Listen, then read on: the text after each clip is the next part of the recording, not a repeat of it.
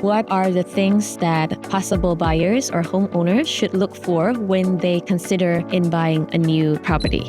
Due diligence is number one that people have to consider.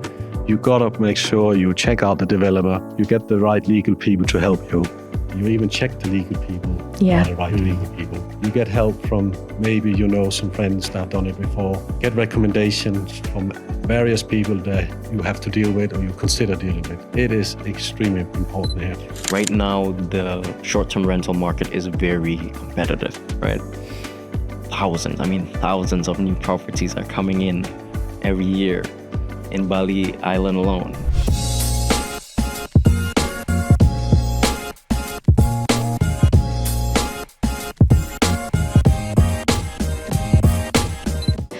Welcome back to the podcast with Peter Jensen from Bali Home Fix. This episode is a continuation of our previous discussion on the challenges and best practices of building in Bali. We take a deeper look at balancing sustainability with profitability, the importance of quality construction, and key considerations for investors when buying or building properties. Peter also shares insights on maintaining rental villas, current interior design trends, and common mistakes to avoid in property development. Whether you're an investor, homeowner, or simply curious about Bali's booming real estate market, this episode is full of valuable tips to help you make smarter decisions. But so with all those problems and situations, I think it creates like this a situation that doesn't promise us a better future, But in the meantime, we have to keep things sustainable in order to, to keep the island healthy, but also to keep the business growing. Now, from your perspective, as someone working in construction and as someone working in real estate management, how do you think that we can create a situation where the constructions and the building situation is sustainable in Bali?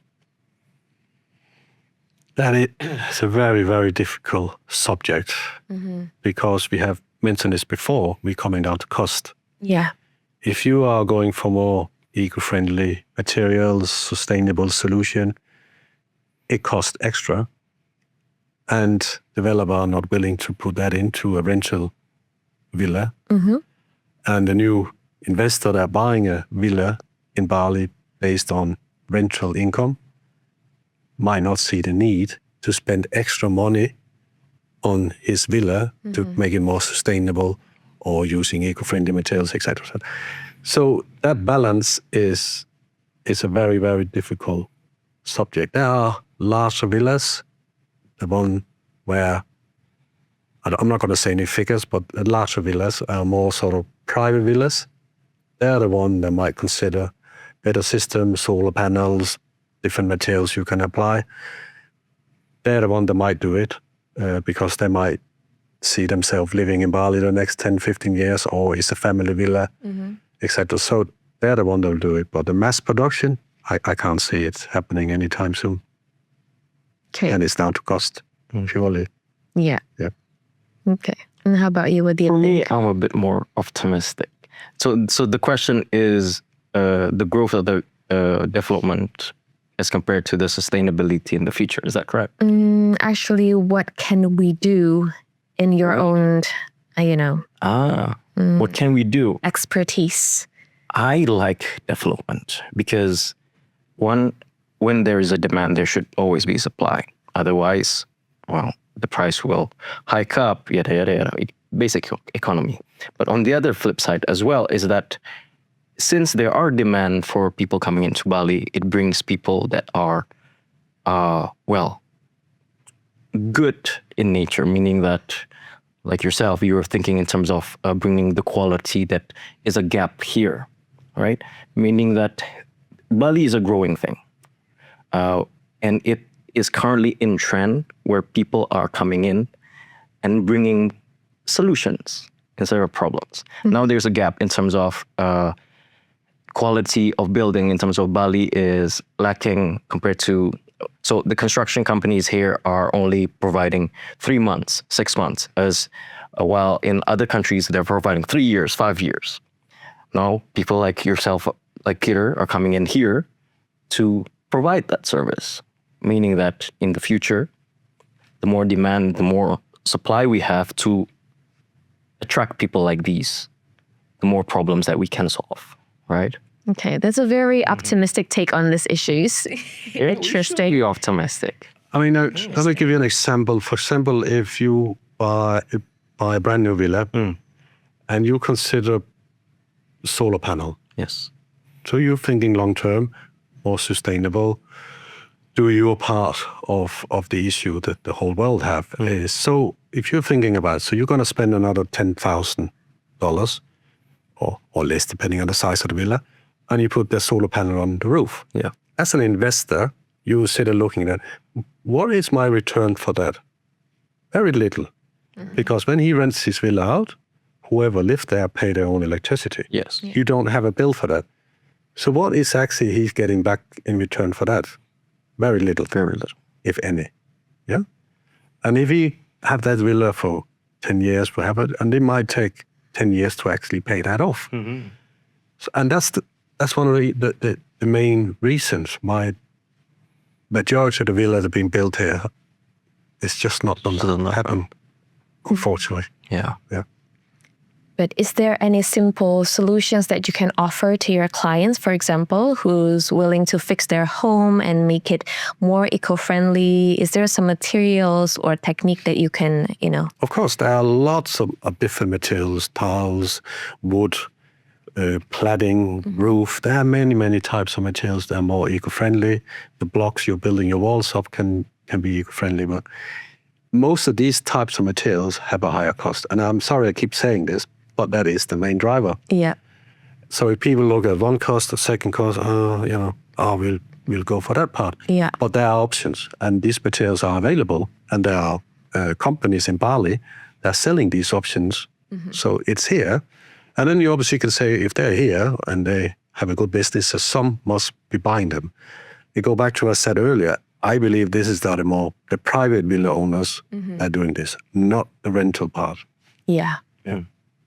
So we talked about sustainability in a general context, in a wide range. But let's take it smaller and let's talk about sustainability within each property. Now, from your perspective in the maintenance and renovations, is there something that we could do to prolong the age of a property that it will require least amount of renovations or maintenance throughout its years? Yes. We go back to what we had discussed earlier, and it comes down to the quality of the construction that we built. We could talk about sustainable options, different materials, but again, it comes down to how the quality and the right standards have been applied. I have to mention waterproofing again, but it's such a main issue, a main problem. So that, of course, that will help. And will make sure that prolong the lifespan of this property with less problems. Preventive maintenance is obviously also something that could be looked into. Again, you need trained and skilled people to have to do that. But sustainability, I just find it's a little bit sort of a subject which is difficult to discuss with the quality of property being built. That makes sense. Yes. Okay. Now, from the rental perspective, how do you maintain each property to always be in their best conditions, considering that there are always people going in and out, and you never know what the peoples are doing in the villas, Yes. So what do you have? What do you always do to maintain the villa? Right now at Betterplace, we have over 200 employees. Most of them are in operational terms. This is to make sure that every property are maintained. One is the inspection. That's one, we have to make sure the inspection is within the days that are empty or at the checkout of the guests. A lot of communication have to go back and forth in terms of making sure the moment a client checks out, we inspect the property for any damages that happen within the stay. Secondly, to make sure for the next day, it is still presentable and there are no major issues in terms of the leakage, or like right now where there's a lot of rain and everything like that. It's a problem. And every month we do this reporting for the owners as well to make sure that they know, because a lot of the owners that we have are not in Bali. They are in their own country. We want to make sure that they know what is happening with their villa. And we want them to know that we are taking good care of their property. Okay. It's very important because we are here to show that we can be trusted with their property and we can get the highest amount of revenue for them. One of the most important way is to get guests happy, and to get them happy is to get the property in the best shape as possible. Okay. So you're trying to go for the best, not only the best looking, but also in the best condition Exactly. of the properties. And imagine yourself as a guest, right? You checked in through Airbnb or booking.com. I don't know if I can say that. Through one of the OTA channels, right? And then you saw the property in the pictures. Oh, you're already imagining that your stay is going to be amazing. I'm going to go here, I'm going to go there, and then I'm going to sleep. I'm going to watch some Netflix, and I'm going to enjoy the pool. But once you check in, you see, oh my God, what was this? There's mold, there's this. We don't want that. Yeah, you don't want them to get disappointed if they find out. Yeah, okay. Now, because nowadays people tend to make their bookings through websites, so they could only see their pictures. So that means other than having a good condition of the property, you also have to make it look interesting through the pictures. Now, you mentioned that your wife is working as an interior designer. Yep. Maybe you can share with us what are the trends that is currently living when it comes to Bali property, probably mostly in villas and homes. Well, my wife Haley, she should probably be the one to answer this question. Yeah, do you want to give her? No, I mean, this current style in many of the villas being built is it's Mediterranean design. Spain is Greece, Morocco, the sort of design, and you see many of the new property being built in that design. And many of these villas have this sort of element of, we call it Instagrammable areas. Yeah. Where they comes up with various feature which looks fantastic, and it creates this sort of environment that attract tourists to come and stay. And that's probably the game changer, who can come up with different things, the different layout in the design, which can then add this feature within the villa that could create this sort of interest for tourists. Because obviously there's another problem, is there's so many properties on the market now. Yeah. And so many properties have been built very similar design. So how does each individual stand out for somebody to choose? Location is obviously an important part. Yeah. If you want to be close to the beach, but if you want a cheaper one, you move further in, how are you going to stand out? So you got to get this sort of element design-wise into, it could be colors, it could be furniture, it could be soft furnishing, it could be many different things that could sort of create this Instagrammable features, I call them. But that's probably as far as it'll go. Okay. Now, question for the both of you. Let's say a client comes to you and they want to renovate. It could be from your side or your side. They want to renovate their property. It's an old property with an old design. Would you recommend them to follow the trend, or would you recommend them to do something else? Just use what they have, but just, improve it? For me, particularly, it depends on if it's a leasehold. I want to know if the leasehold is still 30 years or if it's still 10 years, then follow the trend, right? If it's 10 years, fine, follow the trend. It depends on the 10 years or the 30 years lease, right? If it's 10 years, I would recommend you just follow the trend, get the maximum amount of ROI as soon as possible so that before your lease is over, you can get into profit. If it's 30 years, go for the bit more timeless, modern design. Tropical always does well in Bali. And then add a little bit more of amenities. right now the short-term rental market is very competitive, right? Thousands of new properties are coming in every year in Bali Island alone. And you want to make sure, one, a really good photo goes a long way. A really good design goes a long way. But add another one. It could be a sauna. It could be a cold plunge pool. It could be we had this small case in one of the property that we managed. Working horribly before we manage them. Once we get in with them, we recommend them just add a little bit of a small yoga mat with a small cabinet with the dumbbells and everything. That adds up in the picture, goes with the surrounding of the property is overlooking a little bit of a jungle view. So get that emotional state where you can do your morning yoga routine here, and it picks up. Okay, so you're talking about you're selling more of the lifestyle instead of the planned interior. Because as a guest, right, you come in, you have this idea that it's a perfect holiday. Even though it's for 5 days, 6 days, you want to still have that Bali vibe, a little bit of a jungle, do your yoga. Bali experience, yes. Even though it's still in a one property. Okay, interesting. And how about you? What do you think? Well, I agree with it is important to add extras if you can and you have space for it. For renovation, when I also believe the older villas, some of them have a different charm to them. They might be a little bit more Balinese. And we quite often tell people, yes, upgrade it, so mix the Balinese design with maybe some modern design. So it's a mix, but you sort of keep that older Balinese design, which actually turns out pretty well sometimes.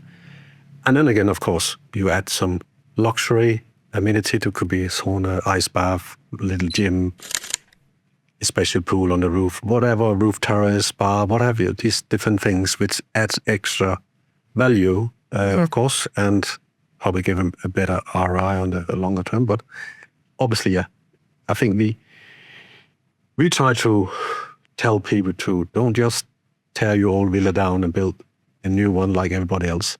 Use what you have, but add something to it, and then mix it a little bit. Yeah, okay. Yeah, that's nice.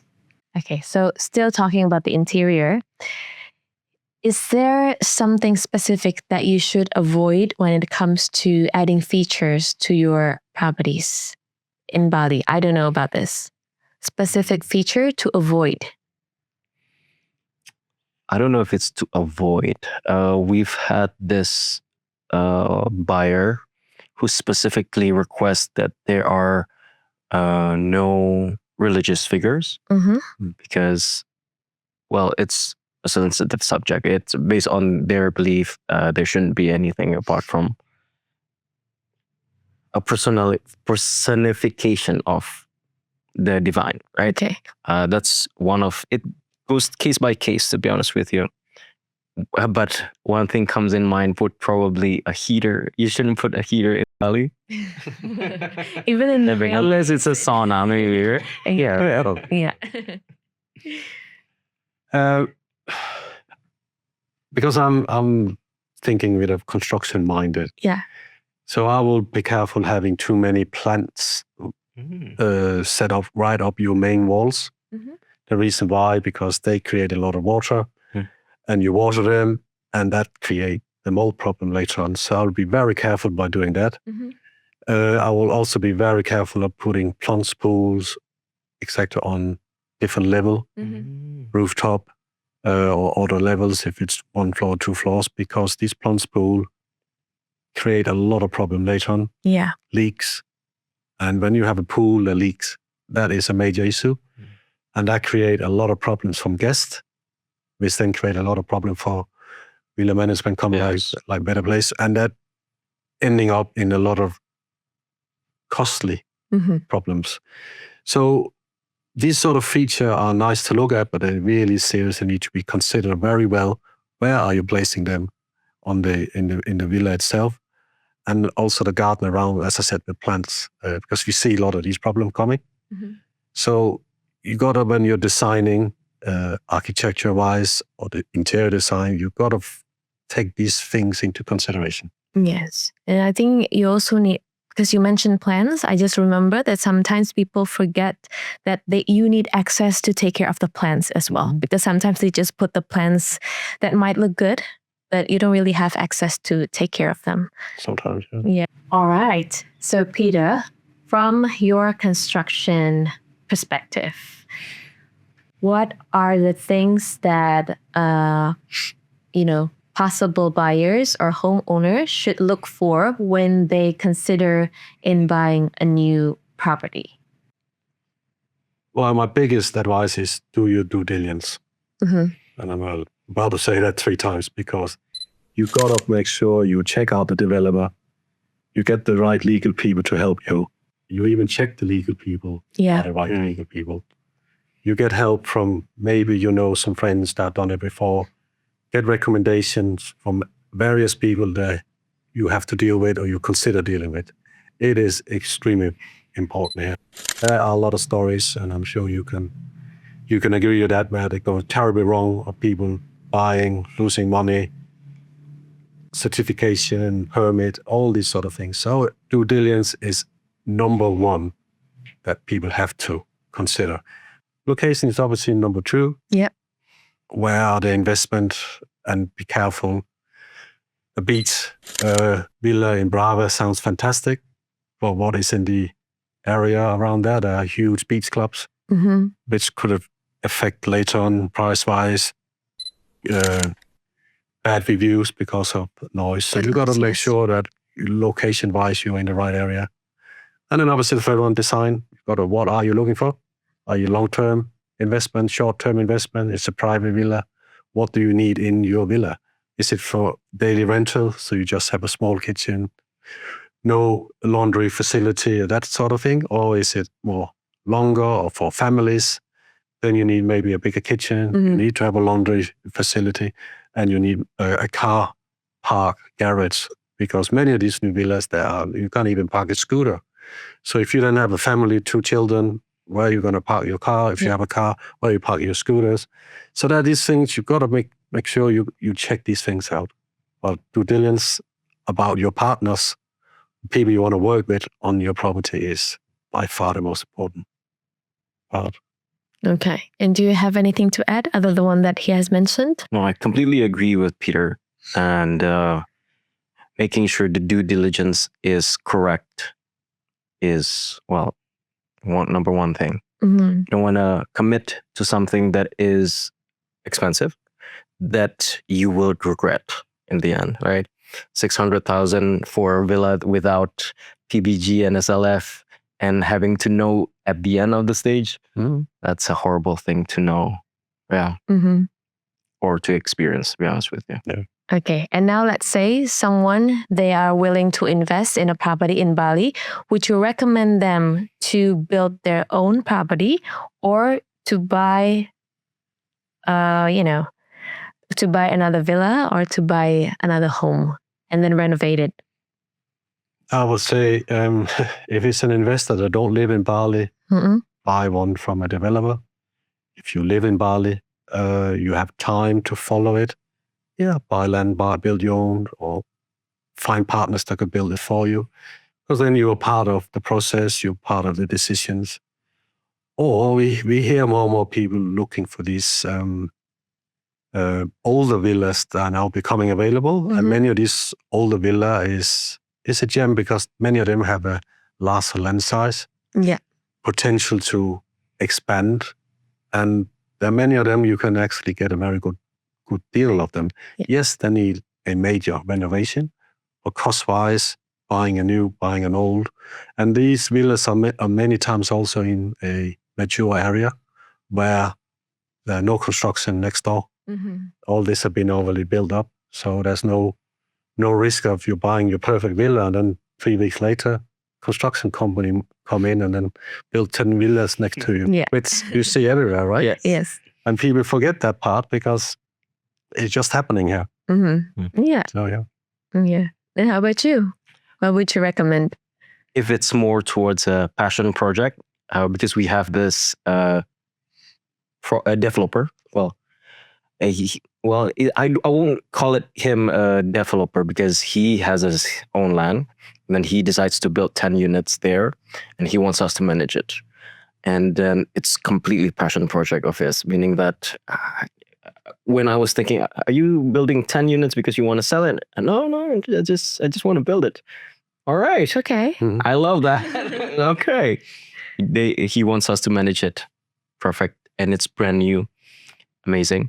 But if your goal is towards ROI, one, you're going to spend at least, well, let's be conservative, 12 months to build, or even more. If it's the season is not like this, not right now, you would be delayed 2 months, 3 months from that.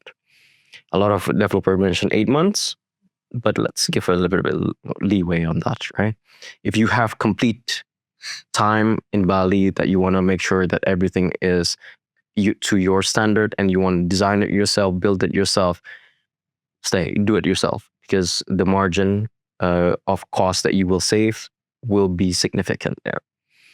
But if you don't have the time, if you don't have the expertise to design yourself or find the people that can design and then construct, it's a lot of things to do to build one unit correctly, right? Then just go for a developer that is trustworthy. Do your own due diligence. So let's say there's already a really good brand name for this developer, but you still don't trust it. Hire a project manager, right? Someone that is here on behalf of you to make sure everything is up to par to the contract that you signed to. And that's a much simpler way than to just spend your 12 months here, making sure it's everything correctly. Yeah. All right. Well, advice. I mean, again, I will seriously highlight do your due diligence. Yeah. That is number one key in Bali. Do your due diligence, associate yourself with partners that have been recommended. That could be architect, designers, company that do the legal part, construction companies, etc. But do your due diligence and make sure you don't just go for the cheapest. Make sure you also check and get recommendation and check what they have delivered before. Is extremely important. That's my highest advice. Okay. My advice is to contact us. Because I was saying that's we can help. But we're here for general talk, not to sit and promote ourselves. But of course, we're here to help. We're here to help. All right. Thank you so much, Sadhu. Thank you so much, Peter. Hopefully we get to talk more about properties in Bali soon and, constructions, especially with you. And yeah, if you have any questions and if you want to ask them, I think you can find their context below. All right, so that is it for today. Thank you so much for watching. And don't forget to drop a like, share, and subscribe to see more about properties, real estate, and rental investments in Bali. And of course, thank you so much to our speakers today, Sadhu and Peters. And as always, I'm Maria for Betterplace, and we'll see you next time. Bye.